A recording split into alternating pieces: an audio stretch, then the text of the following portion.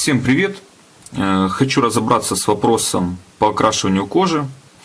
В общем, видео такое экспериментальное, то есть поэтапно буду показывать, как создать ремень из неокрашенной ременной полосы. Для этого я заказал себе уже нарезанную полоску. Это растишка, которую мы в процессе создания изделия будем окрашивать. Также заказал несколько красок от компании Exi. У нас есть коричневая краска, которой окрасим полосу, есть темно-коричневая краска, которой затемним края изделия. Также есть краска для торцов и финишируем уже готовое изделие кремообразным финишем Splendida. Несколько уже подготовительных операций с этой полоской я сделал, то есть я ее укоротил по своему размеру, вот закруглил здесь, пробил отверстие под хольнитен, шов под пряжку, то есть сделал это изначально для того, чтобы в процессе окрашивания мы окрасили торцы этих отверстий, и они в итоге не выделялись на общем фоне готового изделия. Также еще хочу отметить один момент, что когда вы заказываете ременную полосу, уже нарезанную, готовую, она приходит в единичном экземпляре и может не остаться кожи на тренчике. То есть вы, допустим, укорачиваете эту полосу, если она достаточно длинная, то вот этого кусочка может хватить на тренчик. Если же, допустим, как в моем случае, кожи недостаточно, тогда нужно искать какие-то другие варианты. Я нашел у себя кожу растительного дубления в толщине 1,5 мм, склеил и вот нарезал себе такие полосочки. То есть с них мы сделаем тренчики, но это уже склеенная кожа. Вот. И она немножко светлее. То есть посмотрим, как краска ляжет на светлую и на более темную кожу растительного дубления, то есть будет ли разница в оттенках, тоже как бы интересно. Перед тем, как окрашивать, на всех элементах ремня, которые из кожи, то есть это тренчики и сама ременная полоса, нужно снять фаски.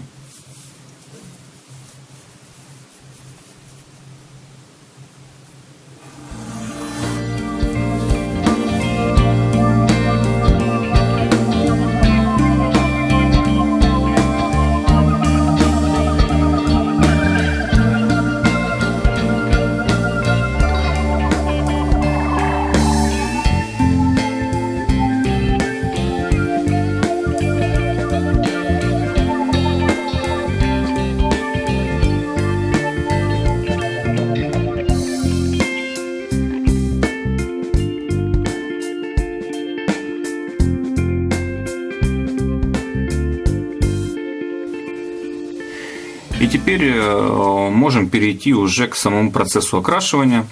Значит, у нас есть две краски. Одна светлая, просто коричневый, и одна потемнее, черно-коричневый. Она у меня немножко разлилась.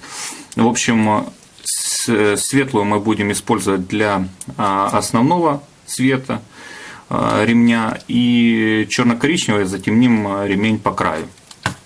Что касается самой краски, она проникающего действия, то есть после ее нанесения нужно обязательно еще нанести какой-то финиш. То есть просто окрашенную кожу оставлять нельзя.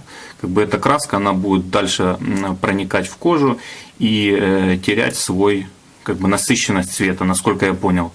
То есть обязательно нужно после этой краски еще обрабатывать кожу каким-то финишем.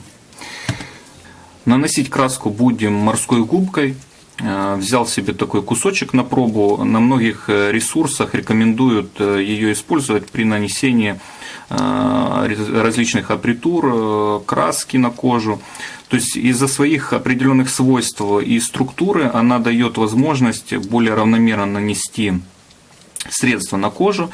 И, на мой взгляд, основная ее особенность — это и отличие от кухонных вот этих поролоновых губок, это то, что она не разрушается под воздействием спиртовых красок.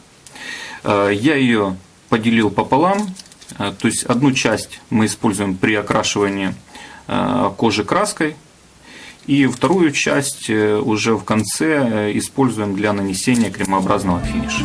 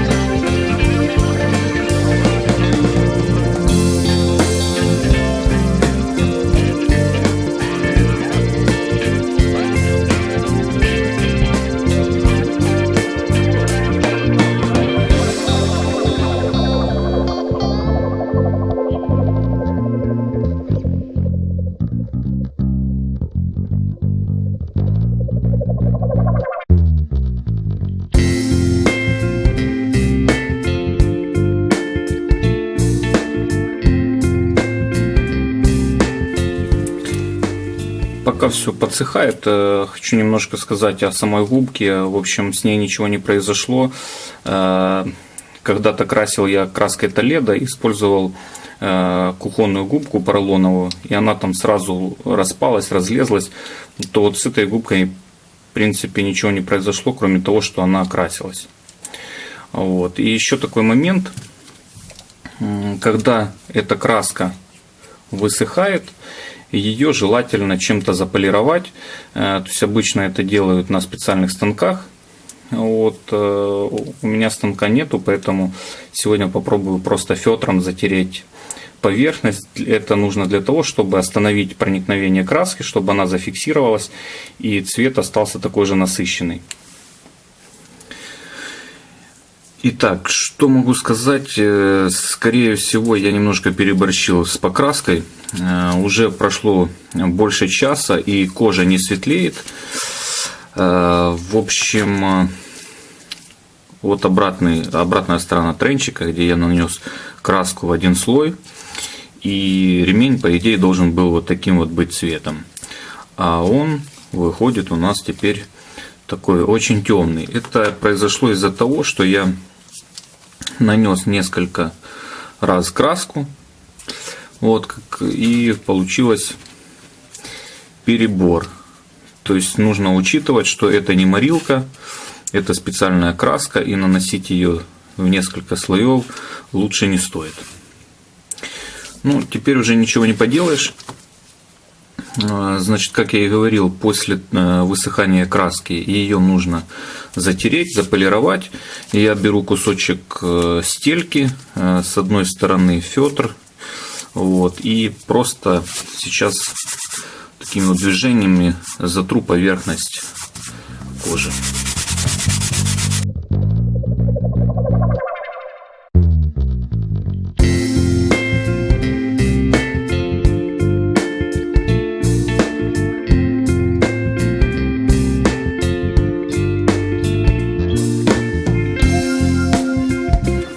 Здесь можно видеть, как меняется лицевая сторона.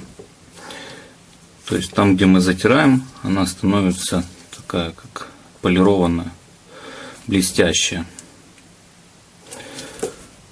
А дальше более матовая.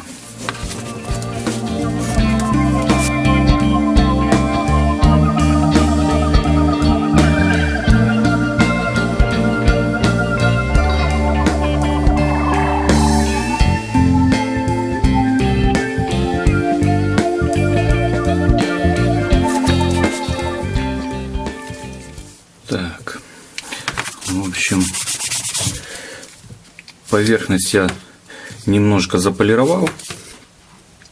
Все же нанесем темную краску. Попытаемся еще затемнить края. Не знаю, что с этого получится, но посмотрим. В общем, пока получится вот такой вот результат. Итак, следующий этап окрашивания. Будем по контуру наносить более темную краску. Вот здесь прописано, что это черно-коричневый, то есть он должен быть очень темный. Надеюсь, его будет видно на фоне именно вот этого окраса, который у нас получился.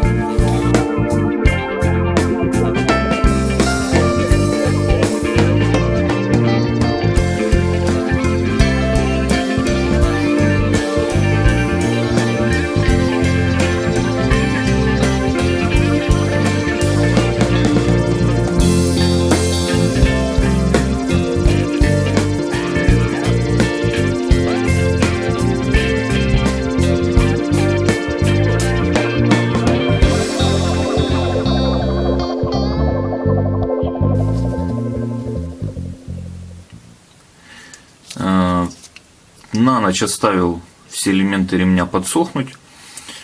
Вот такой получился результат с окрашиванием края. Что меня немножко смущает, это то, что нету между светлой и темной красками такого плавного перехода, то есть нету градиента. Видно четкую границу, вот как окрасили, так она и осталась. Но это как бы минус не краски, а минус моих навыков именно в окрашивании. Возможно, кто-то подскажет, как можно нанести краску таким образом, чтобы между светлыми и темными красками был переход, градиент. Только не рассматриваю вариант аэрографа, потому что с аэрографом я работал, такого эффекта можно добиться. Вот именно вручную как-то окрасить, это, конечно, для меня вопрос. И еще хочу показать, вот, допустим, на светлой коже, получается, эта линия вообще очень явная, и даже хорошо, что у нас весь ремень окрасился именно вот в такой темный вариант, потому что здесь менее заметны вот эти все рваные такие края окрашивания. Вот. Ременная полоса за ночь чуть-чуть осветлилась, то есть видно, что это коричневый, и коричневый получается очень такой красивый, мне нравится подобный цвет. Вот я его затер, уже такой даже как с финишем поблескивает. Сейчас тоже доработаю, окрашу по краю, чтобы у нас уже в одном все стиле было с тренчиками. И дальше будем продолжать полировать изнанку, красить края, то есть готовить полосу к сборке.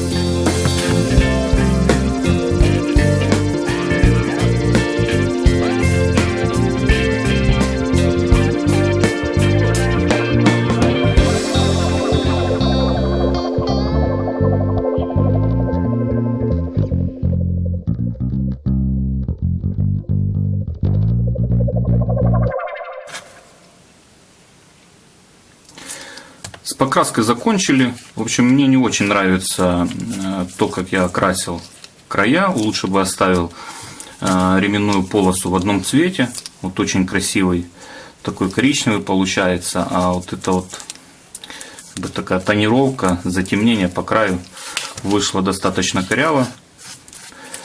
То есть я понимаю, что нужно или же аэрографом, или же какие-то другие варианты искать, но чтобы давали более приемлемый результат, более симпатичный. Теперь переходим к обработке изнанки. То есть сейчас будем заглаживать ворс и делать эффект Double Face. Да, еще на тренчике поставил свой оттиск. И здесь заглаживать ничего не будем, так как у нас с обеих сторон получается лицевая сторона кожи. Для заглаживания ворса я применяю клей SMS, то есть об этом уже записывал видео.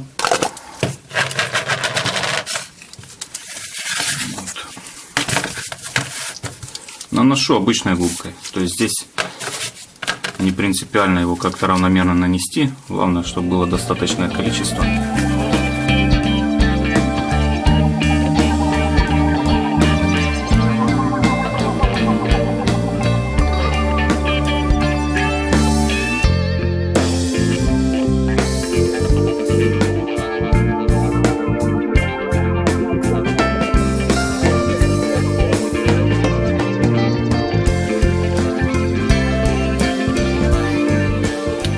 Клей нанесли, сейчас я буду его как бы заглаживать изнанку. Хотел просто несколько слов еще сказать о самой краске, чем она хороша для работы с кожами растительного дубления. Допустим, если нам нужно вот загладить изнанку или, к примеру, обработать торцы и на них попала краска, то она не закрывает поры. Клей будет проникать вот в волокна, и мы сможем их легко загладить. Есть краски, которые создают как бы такой защитный слой, они закрывают поры кожи, это же просто проникает и окрашивает. То есть никакой защитной пленки она не создает, и ее дальше можно уже эту поверхность дорабатывать.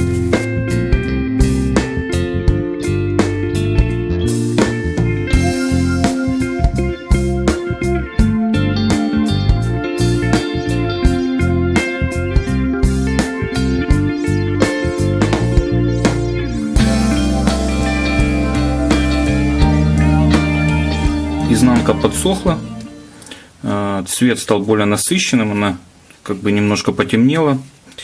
Вот. И теперь нам нужно вот этот вот гладкий эффект, уложенную бахтарму, нам нужно ее зафиксировать. Для этого используем любой финиш, который устойчив к изгибам. В данном случае я нанесу кремообразную притуру Splendida.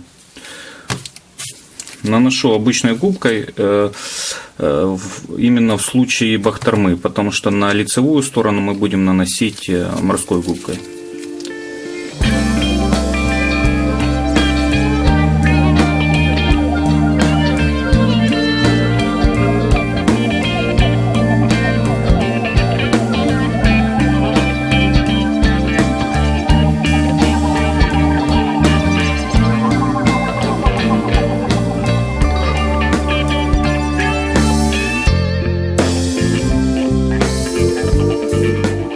Изнанка готова, то есть поверхность стала гладкая, ворс мы закрепили. В общем, теперь нам нужно уже обработать торцы.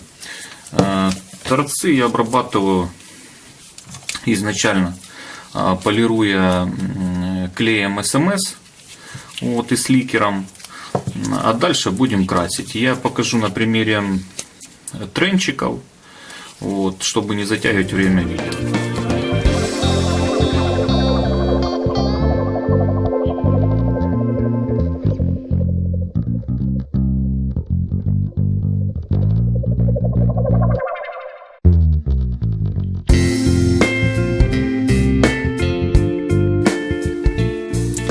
Теперь перейдем к окрашиванию торцов. Значит, красить будем такой вот краской коричневой. У этой компании нету специального грунта. Вот, у них есть затвердитель края. То есть мы его наносим, он впитывается, и получается волокна, они как бы отвердевают, после чего урез шлифуется на специальных машинах, вот, и после этого наносится краска. В нашем случае эта штука бесполезная, то есть мы уже заполировали край, и нам остается его только окрасить. Для окрашивания ремней у меня есть вот такая вот приспособа. Это два деревянных уголка, которые я потом зажимаю на такие прижимы. Сейчас показать весь процесс окрашивания мне сложно, потому что здесь тесно. В общем, нанесу краску на торец тренчика. Тот же самый принцип, ну, работает и с ременной полосой. Когда места достаточно, я просто вдоль всей полосы наношу краску вот этой вот машинкой. Перед окрашиванием краску нужно немножко размешать, что я уже сделал. И потом наносим.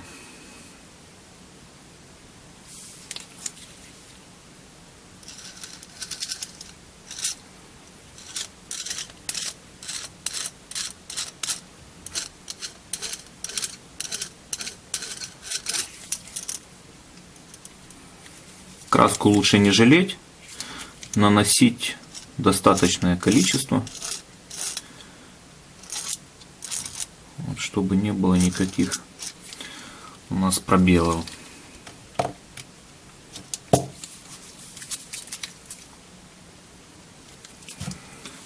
Вот, на один торец нанесли, даем высохнуть, потом переворачиваем, наносим на второй торец.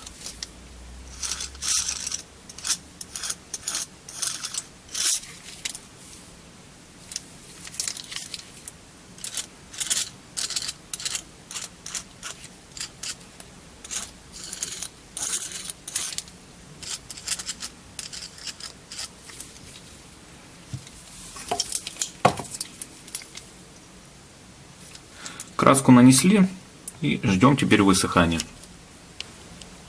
Немного психанул, не смог смотреть на косяки с окраской, поэтому перекрасил весь ремень в один цвет.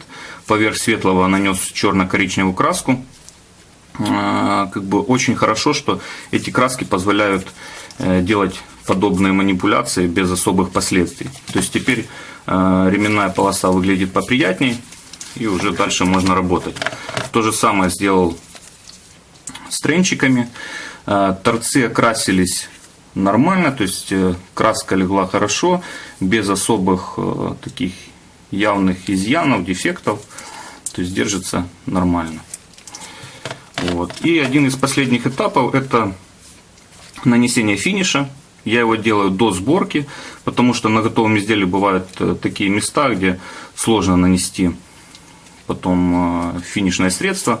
В общем, наносить будем кремообразную аппаритуру Splendida. Она нейтральная, изделие не окрашивает. Для нанесения нам нужна губка. Используем морскую.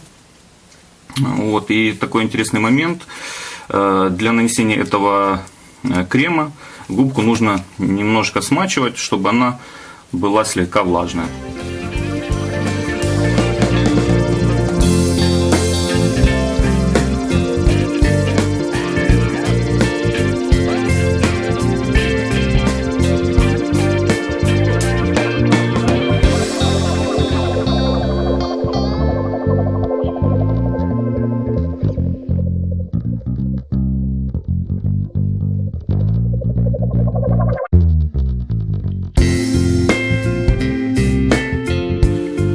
На этом работа с ременной полосой закончена. Кожа уже под финишем. Торцы окрашены. В общем, осталось только собрать готовое изделие. Для этого нам нужно вшить пряжку. Вот у меня есть несколько таких разных. Все они от одной компании. Это компания Edam, французский производитель. В последнее время в своих изделиях использую пряжки от этого бренда. Они простые, ничего лишнего, но при этом достаточно качественные и хорошо выглядят на изделиях. Сейчас зашьем эту пряжку в ремень и уже сделаем какие-то выводы, подведем итоги.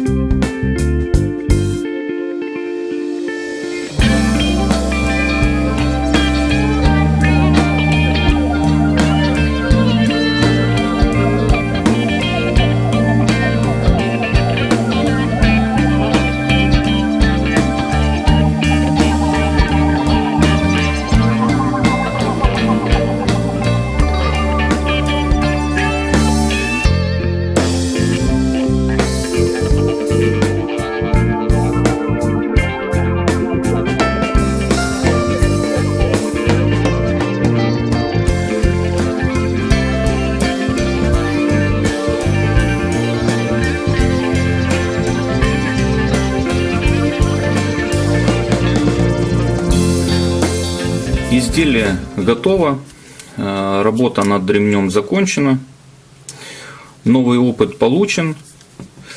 В общем, все, что использовалось в этом видео, для меня как бы новинка, поэтому немножко поделюсь своими ощущениями. Вот. Значит, что касается кожи, я давно для себя определился, что мне с растишкой намного приятнее работать, и в принципе я с ней могу получить тот результат, который мне хотелось бы, или хотя бы приближенно. То есть вот эти вот обработанные торцы, то, что я могу сделать в своих условиях, для этого растишка самый подходящий вариант. Вот. Ну, по пряжке я уже говорил. В Украине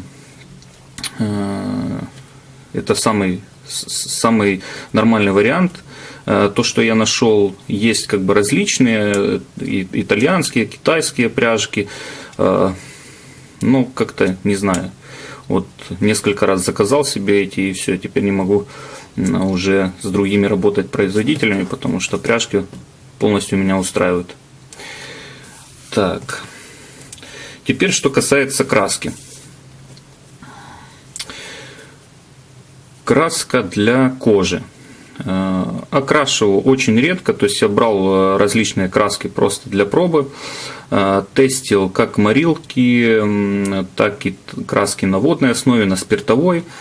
Лично, по моим ощущениям, если сравнивать, допустим, с краской на водной основе, то эти краски, они лучше проникают в кожу, лучше окрашивают, то есть у них более износоустойчивое покрытие получается.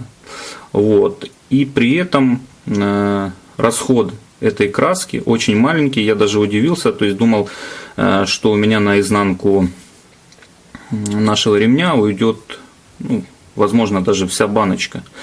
В данном случае у нас ушло вообще, я даже не знаю, сколько там, по сути, все, что было, все и осталось. Вот, очень экономичная краска. И, допустим, если еще сравнивать с красками на спиртовой основе, то у этой есть огромный такой положительный момент – это запах. Он присутствует, но он не едкий. Я работал в квартире, если, допустим, красил краской Толедо от Кенды, то мне приходилось выходить на балкон, открывать все окна, потому что запах, ну, просто его невозможно выносить в закрытом помещении. То у этой краски такого запаха нету, он какой-то более приятный, вот, и нормально переносится. То есть, что касается краски, ясно. Значит, не уверен, что буду все изделия свои окрашивать, но если какие-то и придется, то, скорее всего, буду прибегать к вот такой краске, потому что в домашних условиях это, на мой взгляд, лучший из вариантов. Если же, конечно, вам не нужна краска, уже которую просто окрасили, и чтобы она была уже как финиш. С этой нужно еще потом дорабатывать изделие. Вот. Краска для торцов. Ну, у меня тоже как бы опыта мало, красил только красками от Кенды, но результат от Кенды больше понравился, из-за чего, что у нее есть грунт. Вот, когда мы наносим грунт на урез, то сам торец у нас получается, он, ну, меньше различных изъянов, то есть он получается довольно-таки гладкий. Вот. У компании Exi грунта нету, и даже если я вот здесь полировал торец, то все равно какие-то разные там выемочки, они видны. Это незначительно, но в принципе они есть. Вот. И что касается финиша, здесь тоже интересный момент. Я тестировал различные кремообразные апритуры вот от Кенды. И самая большая проблема, в принципе, они все подходят, то есть наносятся, делают свою там поверхность глянцевую, вощеную, там, ну, в общем, с этим проблем нету. Проблема только с нанесением. В различных обзорах мастера показывают, там отрезают такой кусочек, нанесли, и вот типа классно, оно все блестит. Большущая проблема – это в нанесении на большие поверхности. Вот, к примеру, я постоянно покрываю ремни, и, допустим, если мы в начале полосы начинаем наносить, то к концу, допустим, нанесения у нас первая часть, она начинает застывать, начинает потом тянуться, к примеру, если мы хотим поправить, получаются какие-то такие разводы. Может, я что-то неправильно делаю, но обычно наношу, как указано в инструкции. И вот с этим проблема, потому что после нанесения крем остывает, и он как бы оставляет такие разводы. Вот как мы его наносили, так он и остается. В данном случае у меня тоже была определенная там проблемка с нанесением, но из всех кремов, которые я использовал, этот наносится лучше всего. Потому пока не нашел себе ничего лучше, скорее всего буду использовать в работе вот именно этот крем. Он дает более-менее хороший результат. Если видео было полезным, ставьте лайки, подписывайтесь и спасибо за просмотр.